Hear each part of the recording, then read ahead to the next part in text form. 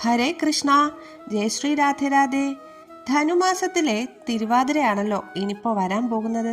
ധനുമാസത്തിലെ തിരുവാതിര രാത്രിയിലാണ് പാതിര പൂ ചൂടൽ അഥവാ ദശപുഷ്പം ചൂടൽ. സ്ത്രീകൾ ഒത്തുകൂടി തിരുവാതിര കളിച്ചതിനു ശേഷം പാതിര പൂ ചൂടൽ ചടങ്ങുകൾ ആരംഭിക്കും. ദശപുഷ്പത്തിലെ ഓരോ പൂ ചൂടുന്നതിനും ഓരോ ഫലങ്ങളാണ്. ദശപുഷ്പം ഔഷധ ഗുണമുള്ള 10 ചെടികളാണ്.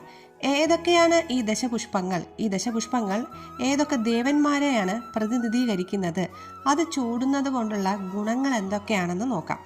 ഒന്നാമതായി വിഷ്ണുക്രാന്തി. വിഷ്ണുവാണ് ദേവൻ.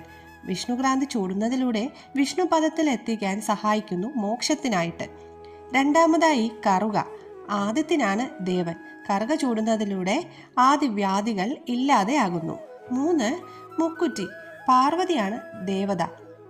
മുക്കുറ്റി ചൂടുന്നതിലൂടെ ഭദ്രസൗഖ്യം ഉണ്ടാകുന്നു. 4. പൂവാങ്കുറുന്നില. ബ്രഹ്മദേവനാണ് പ്രതിനിധീകരിക്കുന്നത്. പൂവാങ്കുറുന്നില ചൂടുന്നതിലൂടെ ദാരിദ്ര്യ ദുഃഖം അകറ്റുന്നു. 5. നിലപ്പന.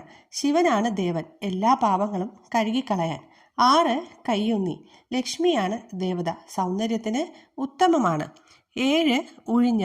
ഭൂമിയാണ് ദേവത. ഇത് ചൂടുന്നവരെ ബുദ്ധിമതിയാക്കുമെന്ന് പറയുന്നു. 8. മുയൽ ചെവിയൻ. കാമനാണ് ദേവൻ. ഇത് ചൂടുന്നതിലൂടെ അഭീഷ്ടസിദ്ധി ഉണ്ടാകുന്നു. 9. ചെറുള. യമധർമ്മരാജനെയാണ് സൂചിപ്പിക്കുന്നത്. ഇത് ദീർഘായുസിന് വേണ്ടിയിട്ടാണ് ചെറുള ചൂടുന്നത്. 10. തിരുതാളി. ശ്രീകൃഷ്ണനാണ് ദേവൻ. നെടുമംഗല്യത്തിന് വേണ്ടിയാണ് ഇത് സ്ത്രീകൾ ചൂടുന്നത്. രാധേ രാധേ.